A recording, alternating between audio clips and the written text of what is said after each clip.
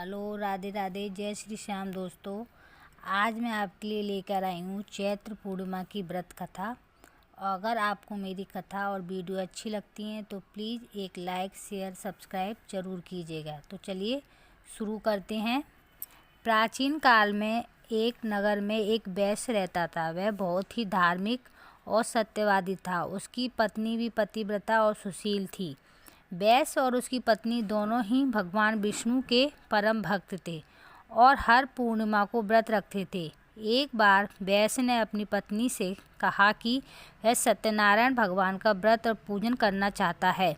उसकी पत्नी ने सहमति दी और दोनों ने विधि विधान से सत्यनारायण भगवान का व्रत रखा और उनकी पूजा की। व्रत के प्रभाव से वैश्य के घर में धन धान की वृद्धि होने लगी और उसका व्यापार भी खूब चलने लगा। वैश्य और उसकी पत्नी दोनों ही बहुत खुश थे और हर पूर्णिमा को श्रद्धापूर्वक व्रत रखते थे। एक दिन वैश्य की पत्नी गर्भवती हुई और उसने एक सुंदर कन्या को जन्म दिया। कन्या के जन्म से वैश्य और उसकी पत्नी की खुशी और भी बढ़ गई।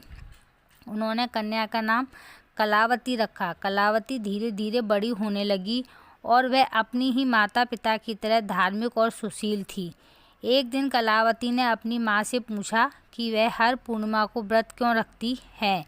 उसकी माँ ने उसे सत्यनारायण भगवान के व्रत की महिमा बताई।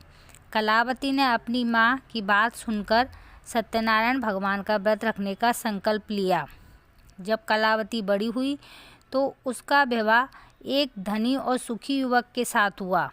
एक दिन कलावती अपने पति के साथ नाव में बैठकर कहीं जा रही थी। रास्ते में उसकी नाव नदी में डूब गई और वे दोनों ही डूबने लगे। कलावती ने सत्यनारायण भगवान का स्मरण किया और उनसे अपनी रक्षा की प्रार्थना की। सत्यनारायण भगवान ने उसकी प्रार्थना सुनी और उसकी नाव को बचा लिया। कलावती और उसका पति सकुशल किनारे पर आ गए। उन्होंने सत्यनारायण भगवान का धन्यवाद किया और हर पूर्णिमा को व्रत रखने का संकल्प लिया।